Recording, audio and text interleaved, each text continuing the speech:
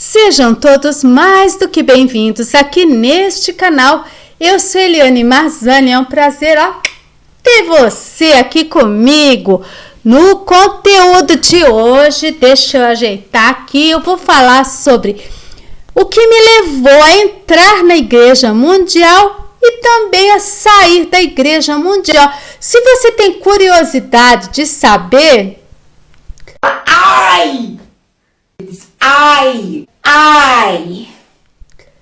Não esqueça de deixar o seu... Sem muito blá blá blá, para o que interessa, roda a vinheta.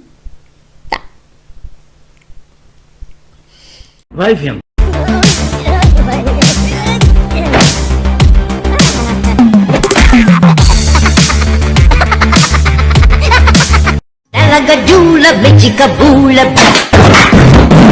Eu quero 23 portas gigantescas.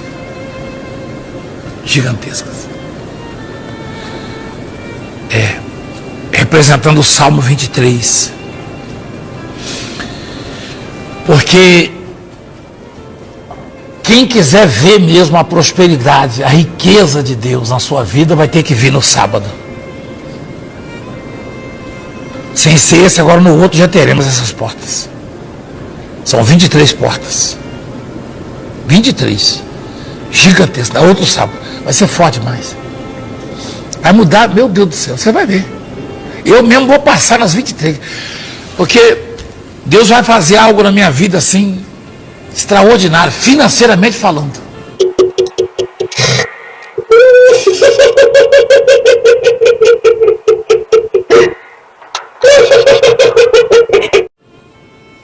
Para pagar todas as dívidas da igreja.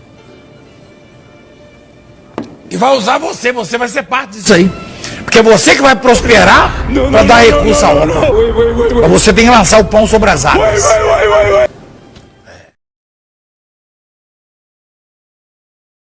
Pode um homem de Deus ser também um mentiroso, mas pode um mentiroso dizer que é homem de Deus? Pode um mentiroso ter muito dinheiro e viver de pirâmide errada?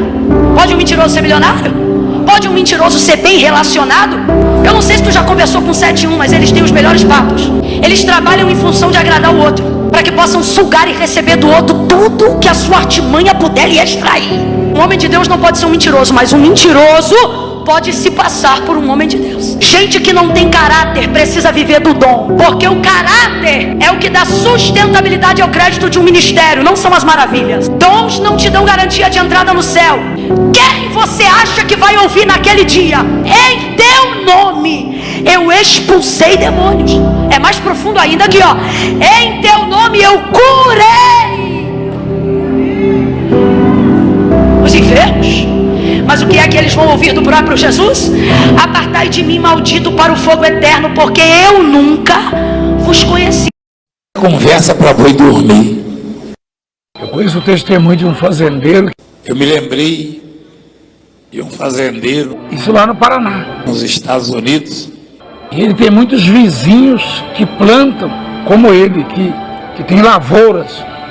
E muitos outros fazendeiros também plantavam. Principalmente de café, que plantava trigo.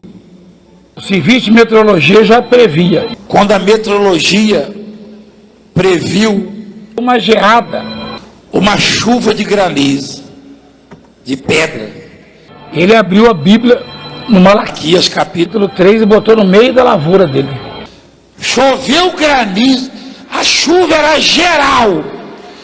Chovia geral.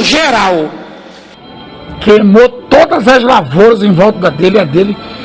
Destruiu todas as fazendas, todas as plantações. E não caiu um grão de trigo no chão na plantação dele, na fazenda dele. Um grão no chão. Nenhum. Que ele mostrou, e ele testemunhou. Eu tenho isso aí gravado aqui, hein? Você sabe disso aí? Queimou tudo. Ele falou, Senhor, eu sou dizimista, e botou lá. A oração foi só essa. Então a diferença. Conversa para boi dormir. Isso, não sei, só sei que foi assim. eu peguei e cheguei lá completamente destruída. Eu comecei a chorar. E não tava o Valdemiro Santiago, né? E tá bom. Voltei outras vezes, aí eu consegui ver ele. Quando ele me viu, tem gente desavisada, achando que eu não conheço Valdemiro Santiago. Ô, Pupinho. Então, e ele falou assim pra mim, difícil, hein? Porque eu tava chorando muito. Ali era a vítima perfeita pro sistema. Porque quando você tá fragilizado emocionalmente, você não pensa muito, você quer resolver o problema. Você quer resolver o problema do teu marido, do teu filho que tá nas drogas, você quer resolver o problema de desemprego, você quer resolver você tá focado nisso. E eu não conhecia Jesus Cristo, não conhecia Jesus. E muito menos a Bíblia. Então era muito fácil você ser enrolado ali, né? Muito fácil. E eu fiquei lá, como eu participei da evangelização, participei do grupo de jovens. E aí eu comecei na evangelização. Aí depois eu peguei o colete, né? O colete. Primeiro foi o colete verde. O colete verde eu peguei no final, não estava no começo da turma, mas eu já cheguei a pegar um colete verde, todo de TNT. Depois eu peguei um colete amarelo, né? Escrito Igreja Mundial do Poder de Deus, né? Tá com ele aí ainda hoje. E aí, depois disso, eu fiquei muito tempo como amarelinho, né? Chamava a gente de amarelinho. E aí queriam me levantar para obreira. Mas eu não queria ser levantada para obreira. Primeiro porque eu não gostava do uniforme, que era feio, que doía. E segundo, né? Eu não queria que ele me levantasse de obreira sem que eu tivesse merecimento para isso. Eu tinha consciência que eu não conhecia o evangelho a ponto de ser uma obreira, né? Como é que fica? E aí eu não quis. Fiquei um tempão, aí a líder das obreiras ficou brava comigo, rasgou a folha, porque eu não queria ser obreira, né? E aquela coisa. E um belo dia, todo mundo foi fazer entrevista e o pastor que estava na sala lá de cima me chamou. Ele falou, chama a menina lá. Aí eu fui, ele falou assim, eu vou te colocar como obreira. E aí ele fez uma pergunta para mim. A primeira pergunta que ele fez para mim era se... Como é que era mesmo? Porque eu era viúva, né? Se eu tava fazendo coisa errada. E a segunda pergunta que ele fez para mim foi se eu pulava carnaval. Gente, não era pra pessoa perguntar se você é batizado com o Espírito Santo. Não perguntou se eu pulava carnaval. Pasmem. Aí você já começa a perceber que tem alguma coisa errada ali, mas tá bom. Aí eu fui levantada para obreira, aí eu ficava lá colando envelope, ficava cortando lencinho do setor, uma bênção, já limpava, quantas vezes a gente já não limpou banheiro que o esgoto voltava, era horrível. Né? Mas eu sentia que eu estava fazendo algo para Deus, porque esse é o sentimento que a gente tem. Olha, eu estou fazendo para Deus, eu estou fazendo para Deus. A gente pensa isso, né? Quando está no sistema, é engraçado. Então, eu peguei e comecei a ver coisas, né?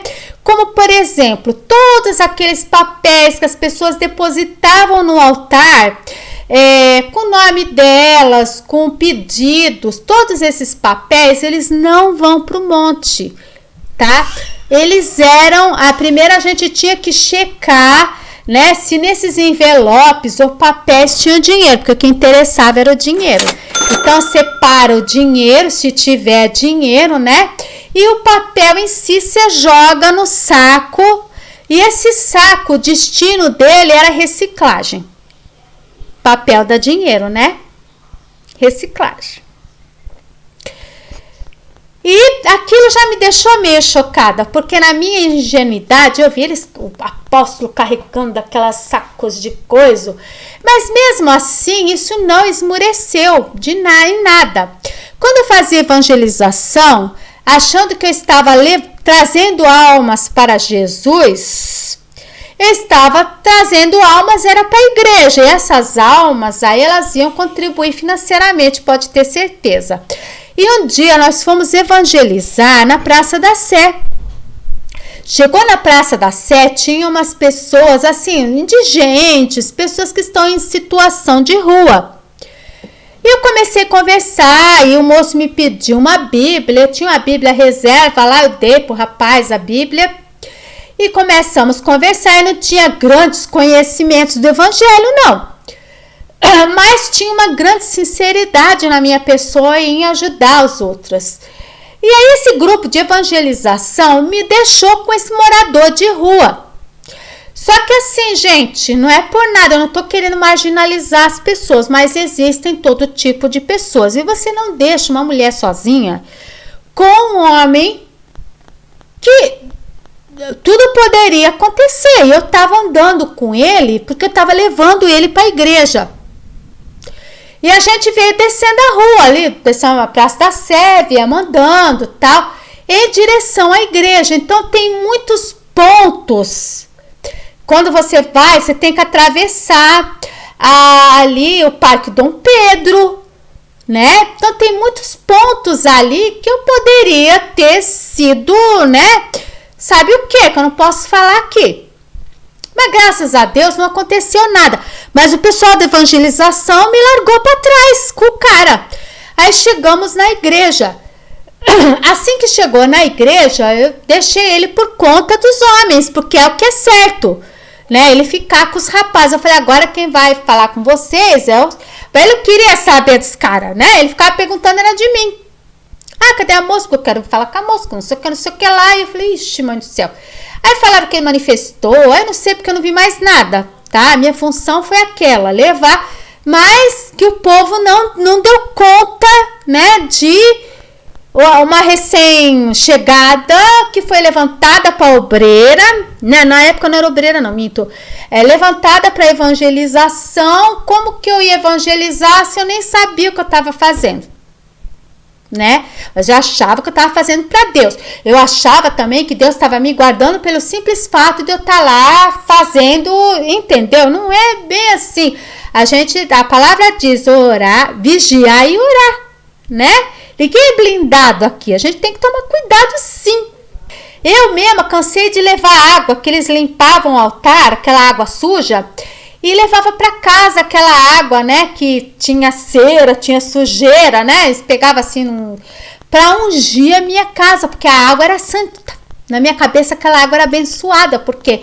Porque lavou o altar, entendeu? A ideia.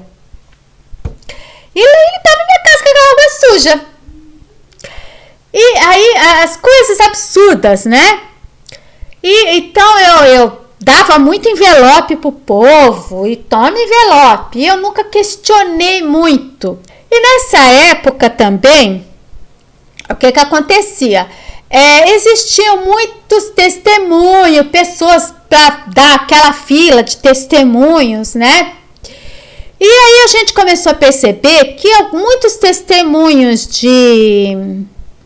financeiros, né? Alguns deles eram testemunhos ou que a pessoa queria subir só para falar, para ter um abraço do apóstolo, para aparecer na televisão. E muita gente inventava coisas. Muita gente inventava. Tá? E é lógico que os de doença mesmo tinha que ter um laudo, para não dizer que eu não estou falando, né? Tinha que ter um laudo médico, um papelzinho, que no final das contas, eu vou ser bem sincera, tá? Era aquele papel que você podia pegar qualquer exame, que eles não vão olhar o teu exame para ver se você foi curada, se não foi curada, se você tinha isso mesmo. Então também era muito fácil de você pegar um exame e mostrar lá e o exame nem era teu, né? Também era fácil disso acontecer. Mas assim, Deus faz milagre? Quem sou eu para dizer que Deus não faz milagre? Claro que faz. Faz a milagre apesar do Valdemiro Santiago. Pode fazer milagre. Isso aí eu não estou discutindo, né? Mas existia muita coisa, principalmente dessas cadeiras de roda, que às vezes a pessoa não estava apta para andar e eles forçavam a pessoa a andar. Já cansei de ver pastor. Aliás, se você for na internet, você vai ver o apóstolo mesmo dando bronca para não fazer isso. Mas tinha pastor que ele queria mostrar serviço, o bispo, né? Então ele forçava a pessoa a andar, mesmo que a pessoa não pudesse andar muito.